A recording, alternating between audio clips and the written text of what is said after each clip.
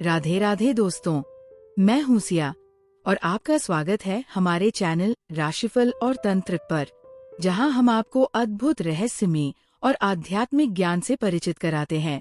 आज हम बात करने जा रहे हैं चक्रों और ऊर्जा केंद्रों के बारे में। ये विषय न केवल योग और ध्यान से जुड़ा है, बल्कि हमारे जीवन को प्रभावित करने वाले गहरे रहस्यों को उजागर करता है। इस चर्चा को और दिलचस्प बनाने के लिए हमारे साथ है आशुतोष जी। आशुतोष जी, ये विषय इतना गहरा और महत्वपूर्ण है। आइए इसे सरल और रोचक भाषा में समझते हैं।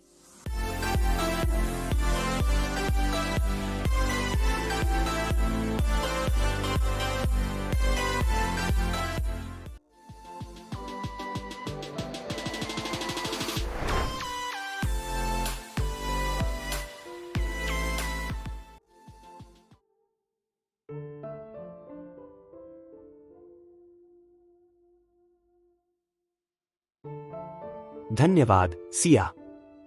जैसा कि आपने कहा, यह विषय बेहद गहरा है।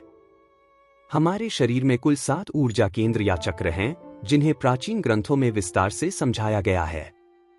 ये चक्र हमारे शारीरिक, मानसिक और आध्यात्मिक विकास में महत्वपूर्ण भूमिका निभाते हैं। इन चक्रों के बारे में जानना हमें यह समझने में मदद करता है कि हमारी ऊर्जा कैसे काम करती है और इसे संतुलित करके हम अपने जीवन में कैसे सुधार ला सकते हैं। बिल्कुल सही कहा। तो चलिए सबसे पहले समझते हैं कि ये चक्र कहाँ स्थित हैं और उनकी क्या भूमिका है। शरीर में 7 मुख्य चक्र होते हैं। मूलाधार चक्र, यह हमारी नींद है और गुदा और जननांगों के बीच स्थित होता है। यह चक्र जीवन के बुनियादी पहलुओं भोजन और नींद से जुड़ा है। स्वाधिष्ठान चक्र, यह जननांगों के ऊपर स्थित होता है और आनंद और रचनात्मकता का स्रोत है। मणिपुर चक्र, नाभि के पास स्थित यह चक्र हमारे कार्य और इच्छा शक्ति से संबंधित है। अनाहत चक्र, यह दिल के पास स्थित है और इसे प्रेम और सृजन का केंद्र माना जाता है। विशुद्धि चक्र, गले में स्थित यह चक्र शक्ति और अभिव्यक्ति का केंद्र है। आज्ञा चक्र, जिसे तीसरी आंख भी कहा जाता है, यह हमारे मानसिक बोध और स्पष्टता का केंद्र है। सहस्रार चक्र, यह चक्र हमारे सिर के ऊपर स्थित होता है और आत्मिक परमानंद का केंद्र है। बहुत सुंदर तरीके से आपने इन चक्रों का वर्णन किया। लेकिन आशुतोष जी, क्या आप हमें ये बता सकते हैं कि जब ऊर्जा किसी चक्र को छूती है तो हमें क्या अनुभव होता है? राधे राधे दोस्तों, स्वागत है आपका राशिफल और तंत्रा की रहस्यमय और ज्ञान से भरपूर दुनिया में।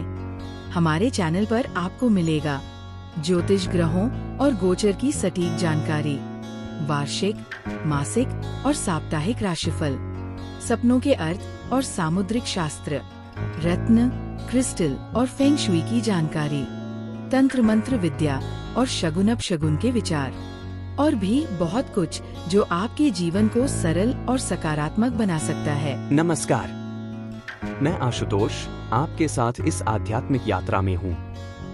हमारा उद्देश्य है आपके जीवन में सकारात्मकता और समाधान लाना। हर सवाल का सही जवाब देने के लिए जुड़े हमारे चैनल से। हमारा चैनल सिर्फ ज्योतिष नहीं, बल्कि आपके जीवन के हर पहलू को समझने का मार्ग है। राशिफल और तंत्रा को सब्सक्राइब करें और हर दिन नई ऊर्जा और नई जानकारी से जुड़े। जरूर। जब ऊर्जा मूलाधार चक्र में होती है तो व्यक्ति की प्राथमिकताएं भोजन और नींद होती हैं। अगर ऊर्जा स्वाधिष्ठान चक्र में सक्रिय होती है तो व्यक्ति जीवन का आनंद लेना चाहता है।